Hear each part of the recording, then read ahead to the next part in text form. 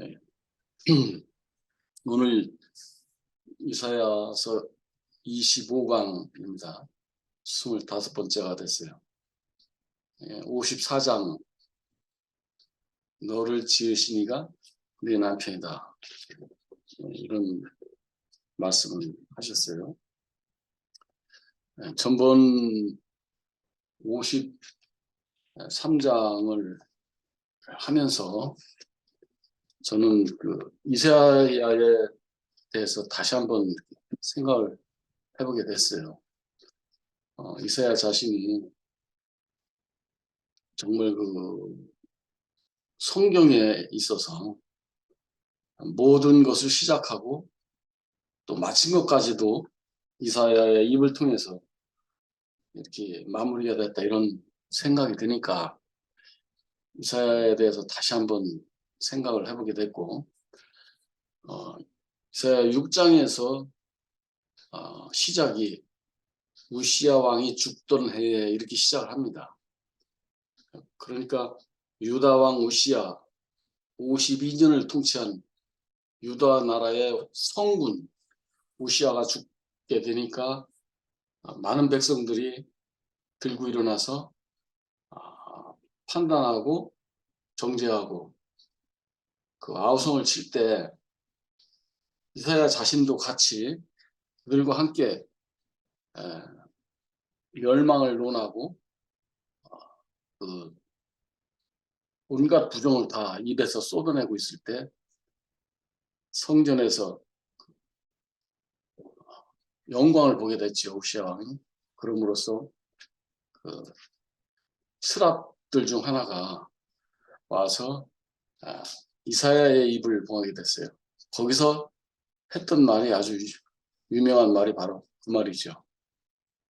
이사야의 입에서 온갖 부정을 쏟아낼 때 자기 자신을 돌아보며 이사야 자신이 한 말이 바로 화로다 나여 나는 망하게 되었도다, 이렇게 시작을 합니다. 우시야 왕이 죽게 되었을 때 온갖 부정을 쏟아내던 이사야의 입이 한 스랍에 의해서 숯불로 입술이 찢어졌을 때, 이사야의 입이 봉하여졌을 때 하나님께서는 그 봉하여진 이사야의 입을 통해서 하나님의 놀라운 계시들이 쏟아져 나왔죠.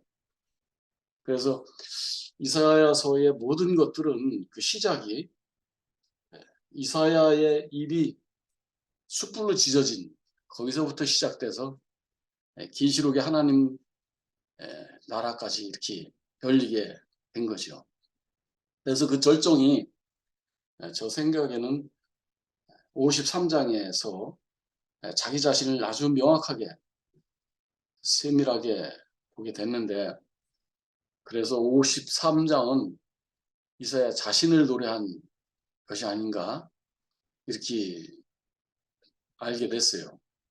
그러니까 그가 자기 자신이 마른 땅에서 나온 연한 순 같은 사람이다, 그렇게 보였지요, 자기가.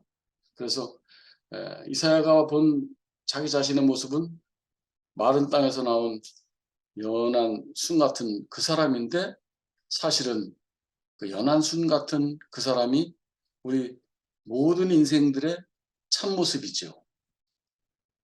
그래서 이사야 53장 1절에는 그렇게 말합니다. 하나님의 마음을 누가 믿게 되었느냐? 여호와의 팔이 누구에게 나타났느냐? 이렇게 시작을 해요. 그 사람에게서가 아니냐? 즉 마른 땅에서 나온 연한 순 같은 그 사람에게서 그 사람이 하나님 마음을 믿게 되었고, 하나님의 여호와의 권능이, 여호와의 팔이 마른 땅에서 나온 연한 순 같은 그 사람에게 여호와의 권능이 나타나고, 그 사람에게서 하나님이 모든 행정이 집행되지 않느냐, 이렇게 이사야 53장 1절 2절은 시작합니다. 모든 인생들은 다 자기 자신을 잃어버리고 하나님의 형상으로 지어진, 하나님의 기쁨이 된 그 형상을 다 떠나서 금수와 버러지의 형상으로 만들어서 그 마음에 하나님 두기를 싫어했죠. 그래서 지금 이스라엘은 그럼으로 인해서 지금 바벨론의 포로로 잡혀가서 지금 포로 생활을 하고 있는 겁니다. 거기에 대한 계시를 본 이사야의 그 말씀이 지금 이사야 53장, 54장 이렇게 이어지고 있어요. 그들이 하나님을 거역해서 하나님을 떠나서 바벨론 포로로 잡혀가서 포로 생활을 하고 있지만 여호와께서는 그들을 잊지 않으시고 그들을 위로하시고 새로운 희망을 주고 있습니다. 1절에서 보니까 잉태하지 못해서 출산하지 못한 자요 이랬어요. 잉태하지 못해서 출산하지 못한 자요 노래를 할지어다. 산구를 겪지 못한 너는 외쳐서 노래를 할지어다. 홀로 된 여인의 자식이 남편 있는 자의 자식보다 많을 것이다. 이렇게 큰 희망을 주고 있어요. 그러면서 잊지 않고 끝에 마치는 것이 이건 이제 김 목사님이 반복법이라고 했는데 이것은 다 여호와의 말씀이다. 이러고 못을 받고 있는 겁니다. 그래서 여기서 남편이 없어서 잉태치 못한 여인은 사실은 그 남편이 그 여인은 자기를 남편이 버렸다고 생각하지만 사실은 남편이 여인을 버린 것이 아니고 여인이 남편을 배신한 거지요. 우리는 하나님이 나를 잊었다. 우리가 힘들면 하나님이 나를 버렸다. 이렇게 생각을 하지만 그게 아니고 하나님은 우리를 버린 적이 없고 잊은 적이 없지요. 마찬가지로 이스라엘 그 백성들이 우상을 섬기고 강대국을 의지하고 사람의 생각에 좋을 대로 살게 되어가지고 결국은 바벨론에서 70년 포로 생활을 하게 된 겁니다. 그래서 요 7절에서 보니까 내가 잠시 너를 버렸으나 그래서 너희들이 나를 배신하고 내 말을 거역하고 떠났기 때문에 내가 잠시 너를 버렸으나 다시 너를 큰 긍휼로 너희들을 모을 것이다. 이렇게 7절에서 말하고 있어요. 그러니까 그러면서 나의 영원한 자비로 너를 긍휼히 여기겠다. 그러면서 또 한번 반복을 하는 것이 뭐냐면 너의 구속자 나 여호와의 말씀이다. 이렇게 마침을 합니다. 이걸 보면서 참 한없는 하나님의 은혜가 생각이 났어요. 사람은 본질이 어제 아래 미애자매가 간증한 것처럼 사람은 본질이 누구나 다 실수할 수도 있고 실패할 수도 있는 것이 사람이죠. 아무리 해도 도저히 넘어갈 수 없는 것이 누구나 하나씩은 있는 게 있게 마련이죠. 더 나아가서 우리는 내가 아무리 꼭 잡고 의지하고 내가 믿고 배신하지 않겠다고 할지라도 또 어느 때가 되면 내 마음이 변해서 배신할 수도 있는 것이 우리 자신이죠. 그래서 여호와께서 너를 버렸다. 여호와께서 너를 잊었다고 할지라도 그러나 젖먹이는 그 어미가 어떻게 그 젖먹이 아이를 버릴 수 있겠느냐. 하나님은 이렇게 말을 하고 있습니다.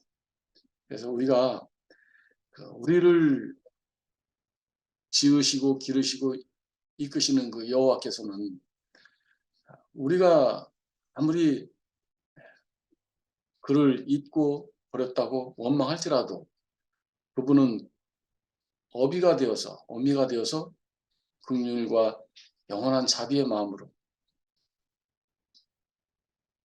우리 인생의 끝자락에서 따뜻한 미소로 우리를 기다리고 있는 거죠. 그것이 은혜죠. 그리고 그것이 바로 믿음이라는 생각이 들어요. 저 자신을 돌이켜볼 때 하나님을 원망도 많이 하고 뭐, 절망도 하고 했지만 그 끝자락에서는 나를 따뜻한 미소로 기다리고 있던 그 영원한 자비가 있더라고요. 이것이 이제 뒤에 와서 알게 됐죠. 뒤에 와서 따뜻한 미소로 나를 바라보고 기뻐하시며 나를 기다리고 있었구나, 이렇게 알게 됩니다. 8절에서 이제 그래서 그러므로 해서 내가 잠시 나 여호와의 얼굴을 너한테서 잠시 내 얼굴을 네게서 잠시 가렸지만 영원한 자비로 너를 긍휼히 여기겠다. 그러면서 또 마지막 못을 박습니다. 너를 구속한 구속자 여호와의 말씀이다. 이러고 여기서 너를 구속한 여호와의 말씀이다 하시는 이 말씀이 얼마나 우리를 안심하게 하고 편하게 하는지, 우리를 얼마나 은혜롭게 이 말씀으로 들리는지 참 너무나 감사하죠. 그래서 이제 2절 3절이 그래서 나오는 겁니다. 내가 내 얼굴을 네게서 잠시 가렸지만 이제는 내가 네게로 돌아오리라. 너를 지으신 남편이 사람이 바로 내 남편이다. 이렇게 너를 지으시니까 내 남편이다. 이렇게 합니다. 그래서 이제 그러므로 2절 3절에 나오는 말씀은 이제 그러므로 내 장막터를 넓히고 너의 그 처소의 휘장을 아끼지 말고 널리 펴서 너의 줄을 길게 하고 너의 말뚝을 견고하게 하라. 너의 말뚝을 견고하게 하라. 이는 네가 좌우로 퍼지면서 네 자손이 열방들을 얻으며, 얼마나 그리스도에 대한 소망이 큽니까? 너의 자손이 열방들을 얻으며 황폐한 성읍들을 사람이 살만한 곳으로 하겠다. 이렇게 축복하고 위로를 하시는 거죠. 새로운 희망을 이렇게 주고 있습니다. 그래서 여기 8절에 보니까 내가 넘치는 진노로 내 얼굴을 네게서 잠시 가렸지만 이제 영원한 자비로 너를 긍휼히 여겨서 너에게로 돌아오게 될 것이다. 그러면 돌아오게 되면 4절에 와서 두려워하지 말라. 그때 이제 두려워하지 말라. 네가 수치를 당하지 아니하고 놀라지 말라. 네가 부끄러움을 보지 아니할 것이다.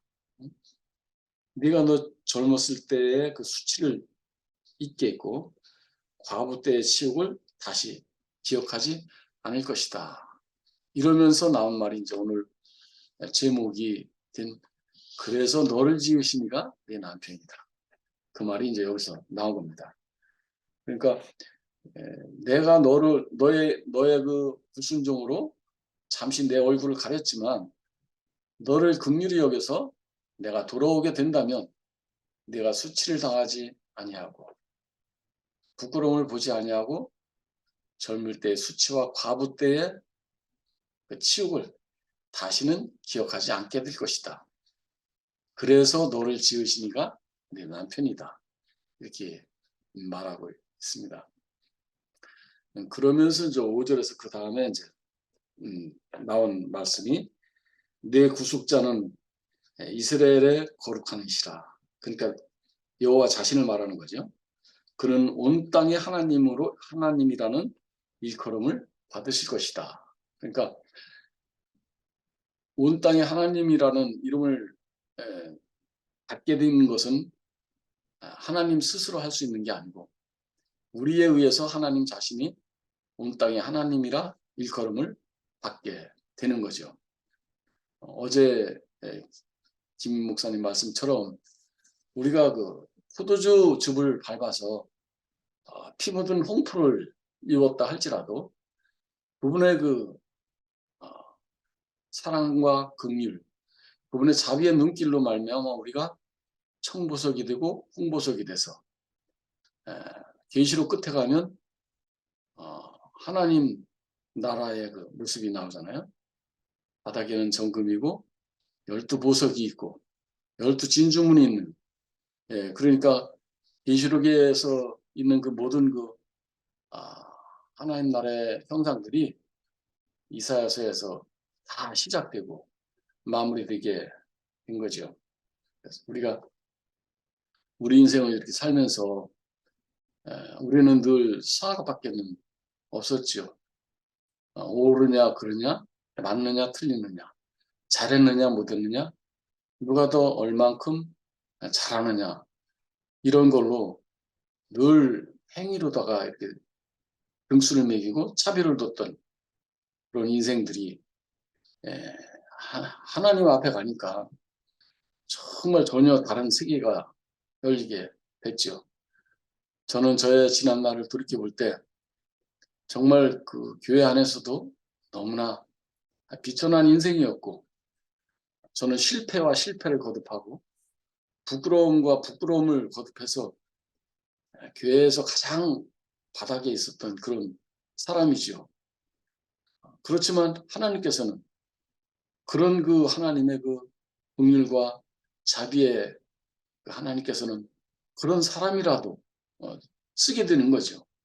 그러니까 그런 부끄러움을 쓰고 실패를 쓰는 그분 앞에 가니까 저 자신이 다 안식을 하게 되고, 이사야서에 그런 말이 나옵니다. 하나님같이 높아지리라 했다는 거예요.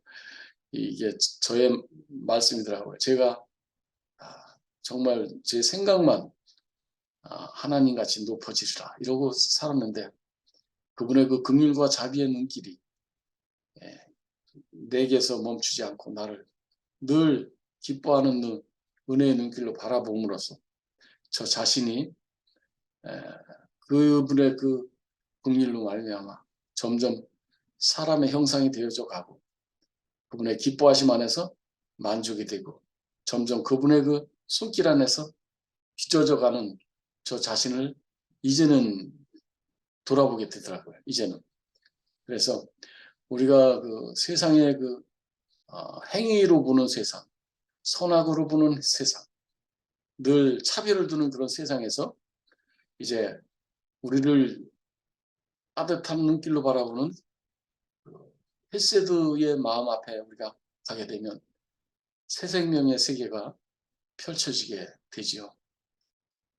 아까 좀 전에도 우리 시영영하고 경혜자매하고 같이 저녁을 먹으면서 얘기를 했지만, 내 자신이 크지 않아도 되고 내가 땀이 나지 않아도 되고 작으면 작아서 더 귀중하고, 아무것도 아니어서 아무것도 아니니까 더욱더 아무것도 아닌 그 사람을 사랑하시는 그 헤세드의 마음, 헤세드의 그 따뜻한 눈길이, 그 세계가 열리게 되는 거죠.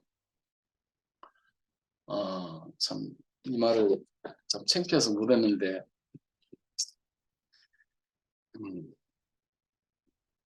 저를 교회에 처음으로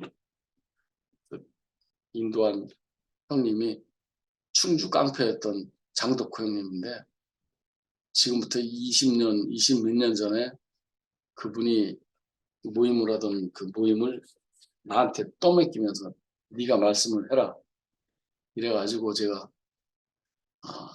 20여 년 전부터 말씀을 했는데, 정말 내가 들어도 정말 이건 뭐 말씀인지 뭐 신세 타령인지 모를 정도로 그렇게 해가지고 안 하려고 그렇게 해도 하나님은 그 끈을 놓지 않고 꼭 나를 붙잡더라. 그러니 뭐 울며 겨자 먹기로 했는데, 이 모임도 마찬가지입니다. 처음에 진천에 갈 때 미애자매에 의해서 진천교회가 생기고, 목사님이 불러서 미애자매랑 나랑 목사님 집에 갔는데 그것도 안 가려고 했어요. 왜냐하면 진천 가면 내 인생이 진천에 매일 것 같더라고요. 그래서 목사님이 2번을 불렀는데 2번을 안 갔어요. 3번째 부를 때 미애자매랑 들어갔는데, 미애자매랑 들어가서 내가 머리를 썼죠. 무슨 일 있어도 내가 말씀을 안 한다고 피해야지 이러고는 목사님이 이열래 목사님이 진천교회를 어떻게 할까요? 이렇게 이제 얘기를 하고 내가 먼저 선수를 쳤죠. 일요일날 이열래 목사님 말씀 듣고 간증 집회로 하겠습니다. 이렇게 얘기했더니 이열래 목사님이 정색을 하면서 내 얼굴을 빤히 쳐다보면서 하는 말씀이 아니다. 말씀을 네가 해라 이러더라. 지금 뒤늦게 와서 알게 됐죠. 사람이 말씀을 하면 사람이 바뀐다는 걸 뒤늦게 알았어요. 그러니까 이열래 목사님은 나를 알기 때문에 네가 말씀을 해야 네가 사람이 된다. 그래서 이제 미애자매가 몇 번 간증을 했지만 성진이 오빠는 진천교회에서 말씀을 하면서 사람이 돼간다 이렇게 간증을 했어요. 이번에도 교회가 이렇게 분란이 나고 할 때 김철 목사님한테 그런 얘기를 했죠. 김 목사님, 저는 하나님께 대해서 별로 불만 없고 뭐 다 아멘하고 따르게 수 있겠는데 한 가지 불만이 있습니다. 하나님에 대해서 한 가지 불만이 있는데 그건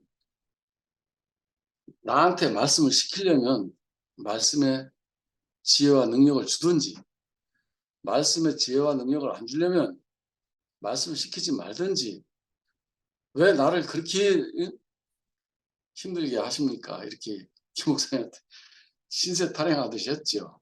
그랬더니 김 목사님 하시는 말씀이 형님 저도요. 저는 지난날 저는 형님보다 더 했습니다. 이러더라고요. 근데 그 말을 듣는데 얼마나 안심이 되는지. 그래서 내가 힘을 얻게 돼서 이제 이렇게 이번에도 어떻게 시간표를 짜다 보니까 그 내가 그 진천교회 그 말씀이 빠졌어요.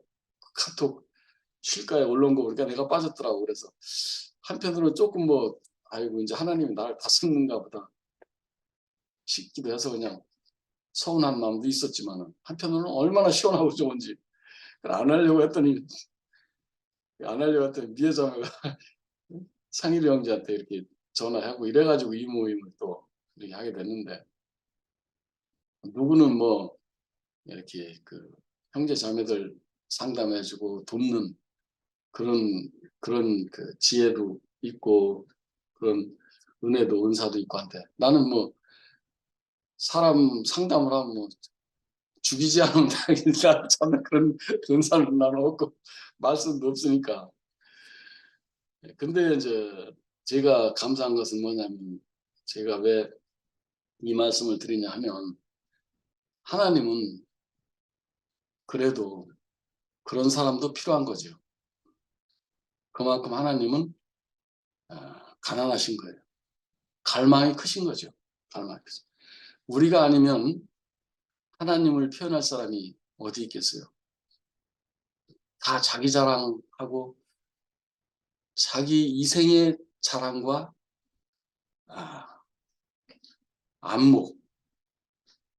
안목의 정욕의 자랑, 이생의 자랑 여기에 다 빠져가지고 그렇게 살고 있는데 그래도 조금이나마 부끄럽지만 그 부끄러움을 이렇게 같이 나누고 소통하고 그 안에서 우리가 또 숨을 쉬고 또 저는 특별히 이사야서를 하면서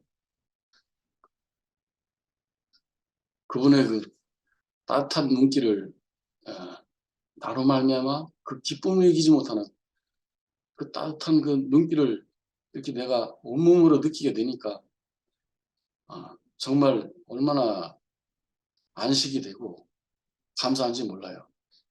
내 삶이 바뀌더라고. 사실 십자가는 어렵더라고. 나 십자가가 제일 어려워요. 안 되는데 이사야서를 보다 보면 얼마나 내 말인지 나의 지난날과 내 안에 있는 모든 것들을 그렇게 세세하게 끄집어내서 내장을 가르고 창자를 가르고 뼈를 가르고 모든 것을 다 갈라서 나를 보여주는데, 내가 이러고 저러고 할 게 없더라고. 나는 꺼져가는 촛불이구나. 나는 상한 갈대가 나 자신이구나. 죽음과 나는 한 뼘 차이밖에 안 되는구나. 이런 것들을 알아주면 어떻게 내가 내 자랑을 할 수 있겠어요? 그죠? 교회 이번, 내가 이런 말은 잘 안 하는데, 교회 이번 일은 어느 형제가 반증한 것처럼 성분 문제입니다. 성분 문제. 다 인정받고 싶고 잘 나가고 싶고, 그런 사람들은 하나님 나라에 오면 하나님 나라에 쓸 수가 없어요. 암만 뭐 똑똑하고 잘나면 뭐합니까? 하나님 쓸 수 없는데. 허물어지고 버려진 그 인생. 그 인생을 사랑하고 아끼시고 부르시고 모으시고 끝없이 위로하시고 끝없이 희망을 주시는 그 주님을 생각하면 끝없는 은혜가 나오죠. 너무 감사하죠. 하여튼 오늘 이 말씀도 보면서 우리 아는 선악과를 이길 사람은 아무도 없죠. 말씀만이 이제 선악과를 이기게 하는데, 선악과의 노예가 돼서 그렇게 안목의 정욕, 이생의 자랑, 내가 하나님같이 높아지리라 했던 그 나 자신이 이제 당신의 그 자비와 긍휼 앞에서 그 아버지의 그 헤세드 마음 안에서 이렇게 내가 이렇게 적셔지고 그 안에 내가 이렇게 파묻히다 보니까 더 이상 내가 드러나지 않아도 되고 내 목소리가 크지 않아도 되고, 제가 제일 두려운 것은 좀 전에도 저녁 먹으면서 그런 교제를 했지만, 제가 제일 두려운 것은 내 이름이 유명해지는 게 제일 두렵습니다. 제가 제일 두려운 것은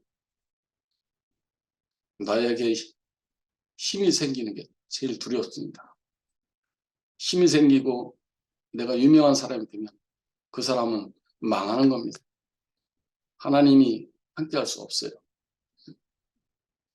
근데 나를 허무시고 나를 가난케 하시고 영원히 나를 당신 계신 그 자리까지 부르고 계시는 그분이 있으니까 나는 오늘도 새로운 희망을 갖게 되는 겁니다. 오늘 이사야 53장 마지막 절이 정말 은혜로워요. 이게 결론 마지막 절, 이 10절인데 하나님 앞에서 모든 우리의 부끄러움과 수고가 사라지게 되니까 산들이 떠나고 언덕들이 옮겨질지라도 나 여호와의 자비는 네게서 떠나지 아니하니 내 화평의 언약은 흔들리지 아니하리라. 야, 너를 긍휼히 여기시는 여호와의 말씀이다. 이랬어요. 이게 마지막 10절 결론입니다. 여기서 화평의 언약이라는 말이 아주 중요한데, 이것이 이제 예수 안에서의 화평인데, 예수는 그런 말씀을 했어요. 너희들이 평안에 대해서, 평안의 소식에 대해서 알았으면 더 좋았을 텐데 너희들이 그 평안에서 멀어져 있도다. 너희들의 귀가 그 기쁜 소식이 들리지 않는다. 이렇게 예수는 말했어요. 평안은 예수 자신이죠. 예수 안에서만 그 화평이 있어요. 예수를 떠나서는 화평을 찾을 수 없죠. 그래서 너희들이 화평의 소식에 대해서 알았으면 좋을 뻔하였거니와 너희들의 귀가 닫혀 있구나. 예수 안에서의 화평, 그 안에서의 화평을 우리가 알게 되면 우리의 모든 수고가 부끄러움이 다 사라지고 언덕들이 옮겨지고 하나님의 자비가 우리에게서 영원히 떠나지 않으며 그의 화평이 언약이 우리에게 흔들리지 않고 영원히 함께한다는 여호와의 말씀이죠. 너를 긍휼히 여기시는 여호와의 말씀이다. 이랬어요. 54장 끝절이 너를 긍휼히 여기시는 여호와의 말씀입니다. 이랬어요. 여기에서 아멘 소리가 저절로 나오더라고요. 그렇구나. 내 인생이 허물어지고 정말 부끄러운 인생이지만 그렇지만 너를 긍휼히 여기시는 여호와께서 자비를 베푸시고 우리를 따뜻한 눈길로 바라보면서 나를 보면서 그 기쁨을 이기지 못하는 그분의 그 마음, 어버이의 마음을 우리가 알게 되니까 연합하지 말래도 연합이 되고 스스로 낮아져서 다 같이 모든 것이 아름다워 보이고 안식이 되고 그렇습니다.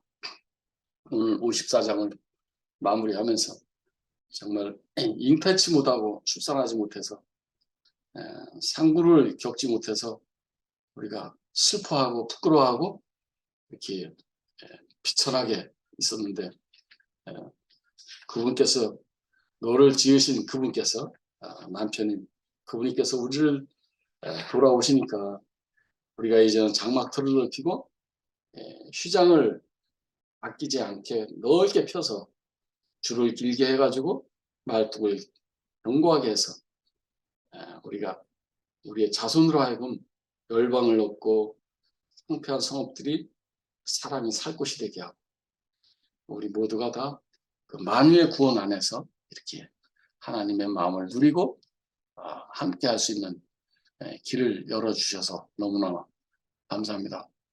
여러분들이 있어서 제가 오늘 하루도 살 수가 있어요. 여러분들이 없다면 나는 살 가치도 없고 살 수도 없는 사람입니다. 여러분들의 은혜가 오늘도 필요한 사람입니다. 오늘 저녁 그 당신의 헤세드의 은혜 안에서 우리를 이렇게 포근하게 적셔주신 주님께 감사를 드립니다. 감사합니다. 네.